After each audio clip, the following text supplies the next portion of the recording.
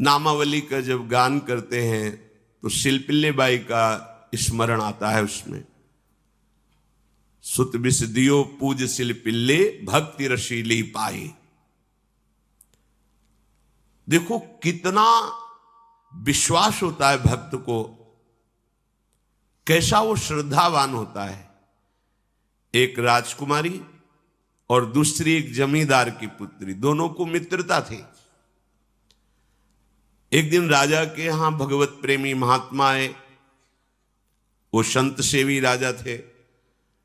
महात्मा जन आते रहते थे और महात्माओं का कार्य ही होता है निरंतर अपने प्रभु की सेवा और सुमिरन में मगन रहना। सेवा सुमिरन ये बहुत बड़ी सामर्थ्य है। अगर हम हर समय सेवा और सुमिरन में रहें तो कभी कोई माया प्रपंच हमें परास्त नहीं कर सकता। जहां हम सेवा सुमिरन से अलग हुए वहीं माया का प्रभाव पड़ता है। तो भगवान का शालिग्राम स्वरूप उनके पास था। खूब भाव से सेवा कर रहे थे और नवीन अवस्था की कोमल हृदय वाली ये दोनों सखियां देख रही थी। इनके मन में आया ऐसे हम भी ठाकुर सेवा करेंगे। देखने से सुनने से हमारे हृदय में प्रभाव पड़ता है। गंदी बातें देखेंगे, गंदी बातें सुनेंगे, उसी का चिंतन होगा, हृदय गंदे आचरणों की प्रेरणा वाला बन जाएगा। अगर हम भागवतिक बातें सुनेंगे, भागवतिक दर्शन करेंगे तो भागवतिक चिंतन होगा, हृदय भागवतिक प्रेरणा वाला बन जाएगा। कई दिन संत भगवान रुके, रोज सेवा कीर्तन कथा, सरल हृदया। उन दोनों सखियों में बात आई कि चल करके संत भगवान से कहते हमको भी ठाकुर जी दीजिए। दोनों ने चरण पकड़कर प्रार्थना की, गुरुदेव हमारे हृदय में भी इच्छा हो रही कि हमें ठाकुर सेवा मिले। अब दोनों बच्चे ही थे। संत भगवान ने विचार किया सेवा पद्धति में बहुत सावधानी की आवश्यकता होती है। अभी ये बच्चे हैं, कहीं सेवा अपराध न बन जाए। सेवा अपराध भी होता है। उपासना में चलने वाले उपासक को सेवा अपराध और उप सेवा अपराध 32 ये 64, इन पर सावधान रहना चाहिए। ये गलती नहीं होनी चाहिए। जैसे आप ठाकुर सेवक हैं, अपने घर में सेवा विराजमान किए हुए हैं। अब जैसे आपको ठाकुर जी के दर्शन के लिए जाना है, तो जहां तक ठाकुर जी के दर्शन करने के लिए जाना है, हो सके तो पादुका ना पहने, नंगे पैर दर्शन करने जाए। यदि आप में ऐसी सामर्थ्य नहीं है किसी कारण से, तो सीढ़ियों में पादुका नहीं पहनना चाहिए। जहां से मंदिर की सीढ़ियां हैं, पादुका उतार कर माथा रखकर सीढ़ी में फिर चढ़ना चाहिए। खड़ाओं या पादुका पहन करके श्री विग्रह के दर्शन करने के लिए जाने में फिर अपराध लगता है। अरे अपने मालिक के दर्शन करने जा रहे हैं, स्वामी के दर्शन करने जा रहे हैं, प्रभु के दर्शन करने जा रहे हैं, तो अपनी कुटिया से और मंदिर तक नंगे पैर जाना चाहिए। ये भावना रखनी चाहिए। भरत जी जा रहे हैं प्रभु के दर्शन करने के लिए, अयोध्या से पैदल ही चले थे, तो सुकुमार चरणारविंद तो बड़े बड़े फफोके छाले पड़ गए थे। वशिष्ठ जी ने देखा, सबने मिलकर भरत जी से कहा पालकी पे बैठ जाइए। तो उनका हाँ, मेरे प्रभु यहां नंगे पैर चले हैं और मैं पालकी पे बैठ जाऊं? उचित तो यह है कि अपने प्रभु के दर्शन के लिए मैं जा रहा हूं, तो जहां जहां प्रभु के चरण पड़े वहां मेरा शीश पड़े, अर्थात सिर भर जाऊं। उचित मोरा सबते सेवक धर्म कठोरा। यहां मैं सर के बल चल के जाऊं पर असमर्थ हूं। तो आप कह रहे हैं पैर में छाले पड़ गए, आप सवारी में बैठ जाइए। ऐसा नहीं हो सकता। तो अपने प्रभु के दर्शन करने के लिए जब जाए तो हो सके, सामर्थ्य हो तो पादुका न पहने, कोई खड़ाऊं चप्पल जूता आदि ना पहने। अगर पहने हैं तो बस सीढ़ी तक ही पहन कर जाए, ऊपर सीढ़ियों के नहीं। इतने सुकुमार मत बनो, ये आग में जलाया जाएगा शरीर, ये गाड़ दिया जाएगा शरीर, इससे ज्यादा प्यार ना करो। अब इतना दृढ़ विश्वास कि ये बच्चे हैं, सेवा भाव कैसे पूर्ण कर पाएंगे? तो उन संत भगवान ने दोनों बच्चियों से कहा, आप कल ठाकुर जी लाएंगे, हम आपको दे देंगे। तो गांव में घूमे तो आसपास गोले गोले से पत्थर मिले, पत्थर लाए 2 और कहा कि ये लो तुम्हारे ठाकुर जी हैं। दोनों को दिया। देखो गुरु वचनों पर और गुरु प्रदत्त सेवा वस्तु पर कितना भाव होना चाहिए। उन्होंने दृढ़ विश्वास किया कि मुझे भगवान गुरुदेव ने दिया, ये भगवान है मेरे। दोनों ने अपने हृदय से लगाया।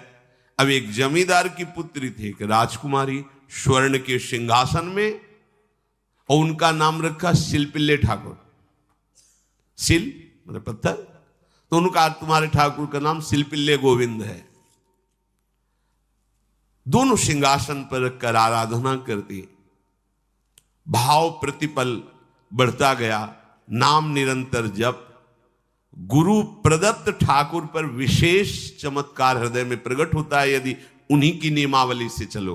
अपने मन से बाजार से खरीद लाए, विराजमान किए हैं, कभी सेवा की कभी नहीं की, वो भी अच्छा है, कम से कम भागवतिक भाव तो है। लेकिन सिद्धि जो प्राप्त होती है वो गुरु कृपा से, गुरु प्रदत्त ठाकुर से। जैसे धन्ना जी को भांग के बट्टे में ठाकुर जी प्रकाशित हो गए, गुरु प्रदत्त।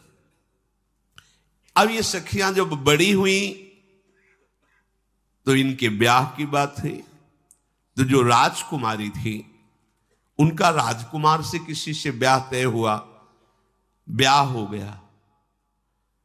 अपने माता पिता से जब विदाई ली तो अपने ठाकुर जी को जो सिंहासन में थे, सिंहासन से एक सुंदर पेटी में से और गोद में रखकर, और अंदर ही अंदर जल रही है कि प्रभु मैंने प्रीतम आपको माना है, संसार के व्यवहार में ये प्रीतम बना हुआ है, पर प्रभु हमारे प्रीतम 2 नहीं हो सकते, हमने हृदय से आपको माना।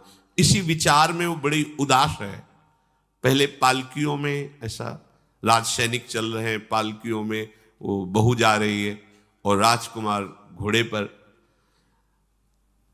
राजकुमार बार बार पालकी के समीप जाता, दर्शन करने की इच्छा होती है ना, तो उदास देखता।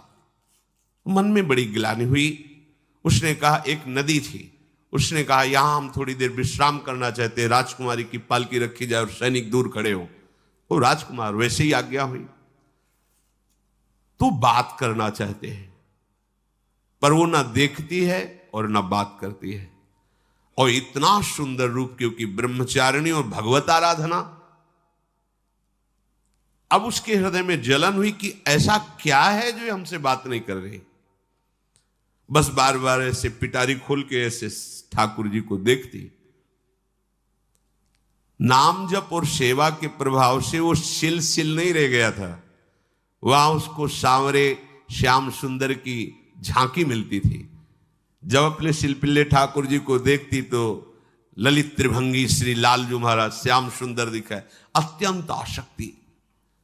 गुरु प्रदत्त किसी भी शब्द में, किसी भी वस्तु में दिव्यता होती है, बस हमारी भावना होनी चाहिए। अरे बोले ये हम नहीं दे सकते, ये गुरु प्रदत्त है। नहीं, हम प्राण दे सकते हैं, लेकिन ये नहीं। जिसका गुरु वचन पर, गुरु प्रदत्त वस्तु पर, गुरु प्रदत्त ठाकुर पर दृढ़ निष्ठा हो गई, वही सिद्ध हो जाता है। अब उसने समझ लिया कि पिटारी में जो कुछ है यही हमारे और राजकुमारी के बीच में बाधा है।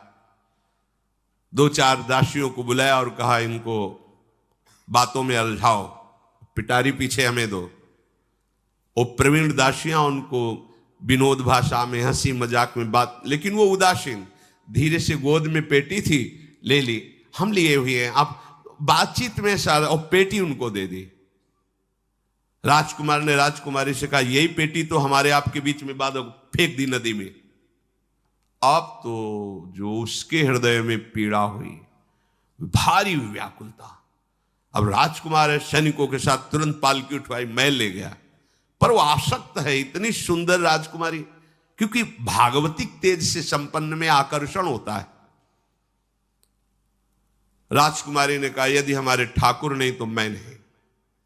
आज से अन्न जल त्याग, प्राण त्याग दूंगी अगर हमारे ठाकुर जी हमारे समीप नहीं तो। आज से अब एक बूंद पा कैसे पिए? अपने ठाकुर को भोग लगा के पाला है और ठाकुर जी फेंक दिए गए। भारी व्याकुलता, जैसे मीरा जी कहते, दृश्य बिन दुख न लागे नैन, न रात में नींद है न दिन में अन्न जल है, व्याकुलता। अब भयभीत हो गया राजकुमार। पूरा महल इस विषाद से हो गया कि अगर नवीन राजकुमारी प्राण त्याग देती है तो क्या होगा लोक समाज में, कि अभी नवीन राजकुमारी गई, ये लोग ऐसे निर्दयी हैं कि ऐसा व्यवहार किया कि उसने प्राण त्याग दिया। राजकुमार घुटने में आ गया, घुटने टेक कर राजकुमारी से कहा, मैं तुम्हें दुखी नहीं करना चाहता, पर मैं तुमको छोड़ भी नहीं सकता। अब हमें आप वो उपाय बताओ जिससे आप मुस्कुरा दो, आप प्रसन्न हो जाओ। तो उनका, हम अपने ठाकुर के बिना जीवित नहीं रह सकती। यदि आप हमें जीवित देखना चाहते तो हमारे ठाकुर जी